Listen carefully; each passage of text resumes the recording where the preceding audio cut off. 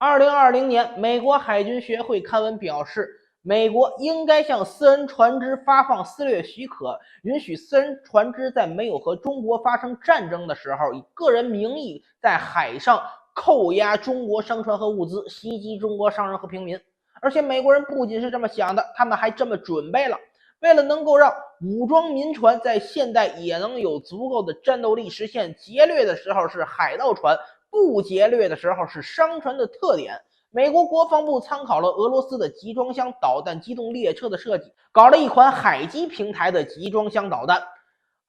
美国目前正在测试使用集装箱发射器发射标准6型防空导弹。该导弹重约 1.5 吨，配备有一个64千克重的战斗部，采用惯性制导加中段指令修正加末端主被动雷达复合制导的方式来进行制导。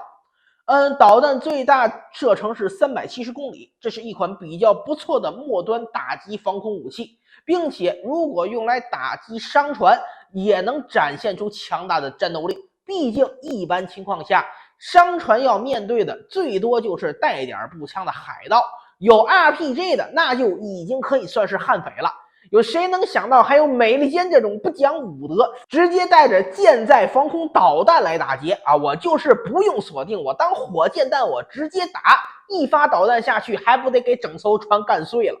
而且由于这些船在打开集装箱之前，外观和普通的集装箱货运船没啥区别，护航的护卫舰都不一定能反应过来进行反击。虽然目前这款武器还没有完成全部测试工作，但这种可能性给中国带来的危险是实打实的，完全不能忽略。毕竟这种手段太过于恶心，谁也不可能想到一艘民船开到你身边，突然就亮导弹抽冷子给你来一下。而且在战争时期，这些武装民船也能构成美国的海洋分散式防御体系。哪怕中国的反舰导弹、高超音速导弹再厉害，击沉了美国大部分精锐的宙斯盾防空驱逐舰，这些民船也能作为区域防空力量补充。然而，中国又不能挨个搜美国商船，所以思来想去，只有一个办法，那就是用魔法来打败魔法。你美国人不讲武德，我也不讲啊，我也给民船装导弹自卫。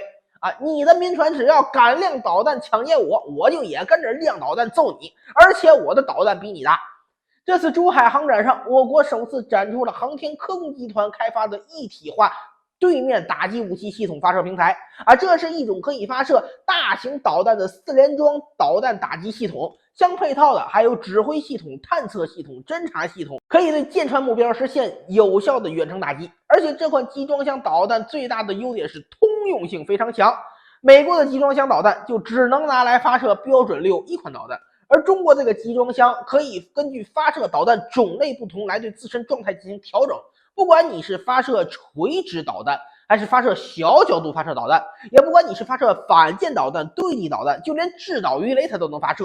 此外，这款平台的适装性也非常广，不仅能放在船上，也能放在卡车上、列车上作为机动导弹发射装置，自由改换导弹发射位置，增强生存能力。有需要的话，还可以堆叠在陆地上作为多联装导弹发射平台，对入侵者进行集中式饱和火力打击。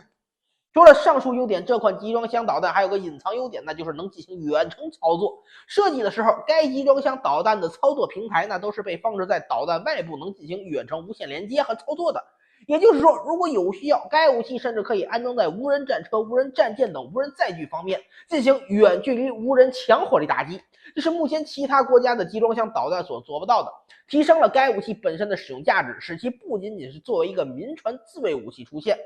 其实集装箱导弹这种东西技术层面上真没有多少难度最早是俄罗斯人开发的俱乐部 K 型导弹集装箱列车，然后呢，美国方面除了发射标准6的集装箱之外呢，还开发了专门用于发射 AAR、GMER 反辐射导弹的集装箱。只不过俄罗斯开发集装箱导弹是为了对抗美国的战略打击能力，让导弹在铁路上能做到隐蔽、快速机动。中国开发集装箱导弹是为了反制美国人对中国进行偷袭等打击方式，令敌人投鼠忌器，不敢对民船下手。唯独你美国人开发集装箱导弹就是为了当海盗抢劫的，就这脑回路，没个10年20年的脑血栓，你真的想不出来。虽然说海盗行为是国际法明令禁止的行为，但美国人嘛，大家懂得都懂，他们要遵守国际法，这个世界早就和平了。